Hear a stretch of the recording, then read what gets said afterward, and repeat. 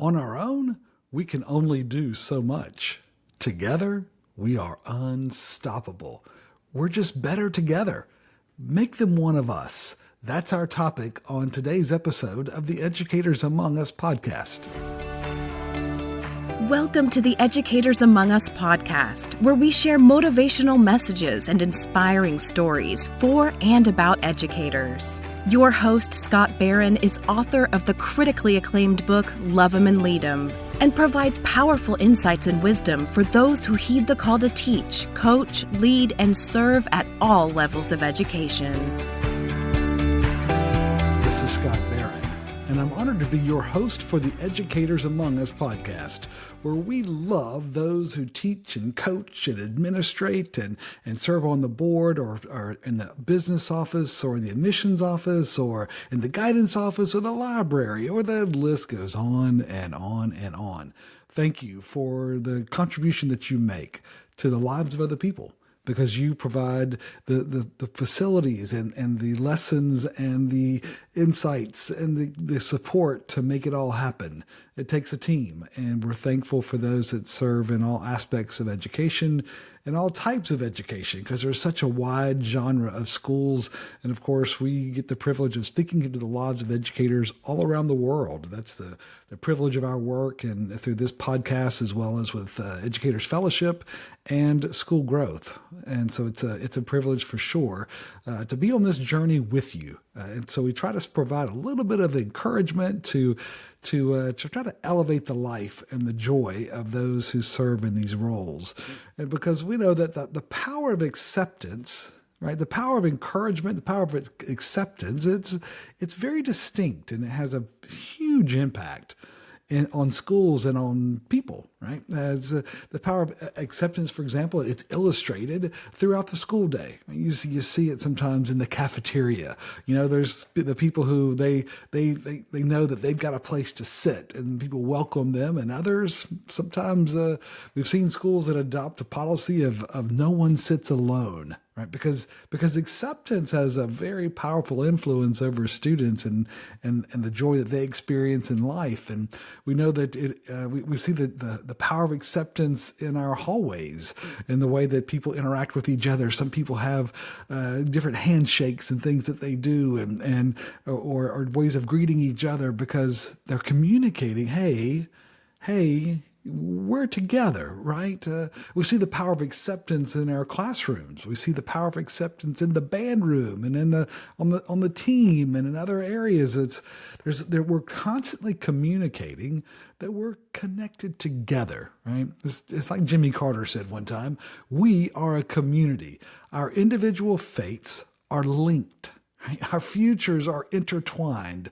And if we act in that knowledge and in that spirit together, as the Bible says, we can move mountains. It's a big opportunity and responsibility. We can move mountains. And of course, as you think about that community together, I'm reminded I was on an elevator one time, and my mind was busy rehearsing the key points of an upcoming keynote address that I was giving. And as we rode the elevator down from our hotel room, Tammy and I, the doors opened to let a large group join our party. Right, so we were kind of crowded in there, and then some more came in, and as they kind of got onto the elevator, they were talking in really quiet tones, kind of just to themselves, and then when suddenly one of them looked at the name tag on my lanyard. I had a lanyard on, with my coat, and they looked at it. They went, "Oh!" And she enthusiastically exclaimed, "Oh, you're one of us!" Right? And instantly, the whole tone of the elevator changed. This was a very tall hotel, so it was quite a ride down, but the whole mood changed. Right, just in that moment of familiarity and acceptance, their body language, their facial expressions, and the enthusiasm, it communicated an unspoken connection together. Oh, you're one of us. And that moment it was very unique, and it really stood out to me because I see that as a part so much of the school experience, and particularly of the instructional experience, right? Everything changes when we find points of alignment rather than reasons to reject, right? Everything changes when we find points of alignment rather than finding those reasons to reject. You see, connection by decree is weak, terribly weak, compared with connection by agree. Right? Because when we agree, right, now we're in it together, right? Obligated friends, they're no friends at all. And it shows. It shows that where you see, especially schools or other organizations, that they've got that, there's an obligation, but the dysfunction in the culture happens inevitably because it's based in hypocrisy. It doesn't mean anything.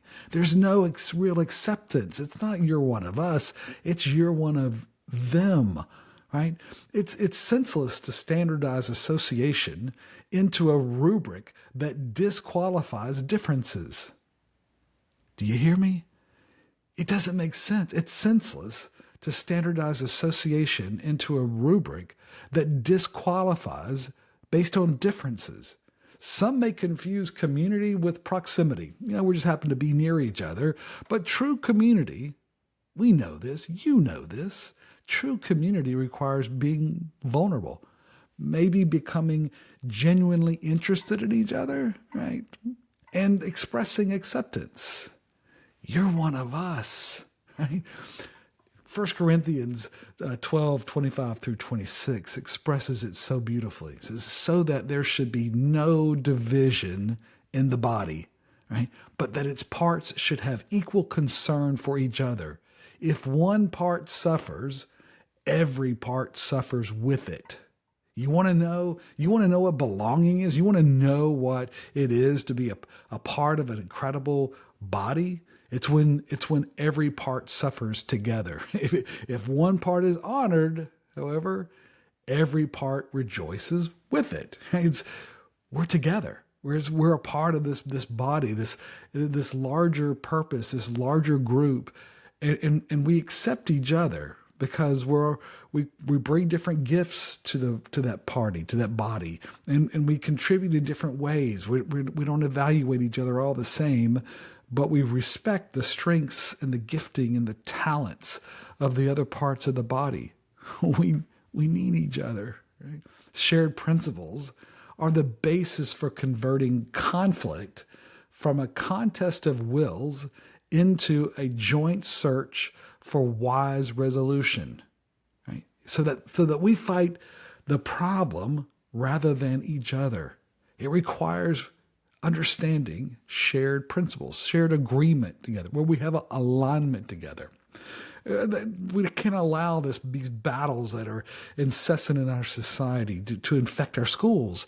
And unfortunately, it becomes a very bad pattern where schools become locked into dysfunctional behavior, dysfunctional systems that limit the joy of the work. It's no way to love and lead educators. Now, we know that acceptance, right? Facial expressions communicate our acceptance and desire for connected fellowship. It's the way that we smile, that we communicate. It's the eyes. It's the other elements of what we do. We know how to do this, right? We learn this at a very early age, what communicates acceptance and what communicates rejection, right? Verbal expressions of affirmation and respect. It lets them know they are deeply valued or not. Rituals that promote connection. They remind us that we're part of that larger body, that we need each other on this journey, and that we stick together as school happens. Because the adventures of school life inevitably involve the conflict. They inevitably involve resolving questions and conflicts of interest and conflicts of behavior and conflicts of schedule and conflicts of expectations and ... Right? It's part of the journey. So make them one of us this week, my friend. Make them one of us.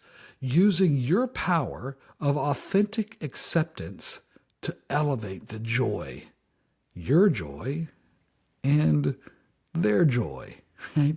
Make colleagues one of us, making them feel like they're part of the team, making them feel like they're valued, they're talented, and they make a difference, right? And that you care, that we care. Make students one of us, letting them know that we have high expectations. We don't see them through the lens of their past and their problems, but instead of their promise. Give them an A every day. Make parents one of us. Make administrators one of us. Make guests one of us. Make board members one of us. Make them one of us because we accept them, because we believe in them, because we love them. Right? Lead with the power of acceptance. A coaching question for you to consider as you go through each day this week. Did I do my best to make them one of us today? Did I do my best to make them one of us today? Love them and lead them, my friend. This is Scott. Thank you for joining us for the Educators Among Us podcast and for your courageous commitment to this noble calling. We get you and the challenges of this work. To stay connected with this community, be sure to subscribe to our podcast and weekly encouragement at educatorsamongus.com.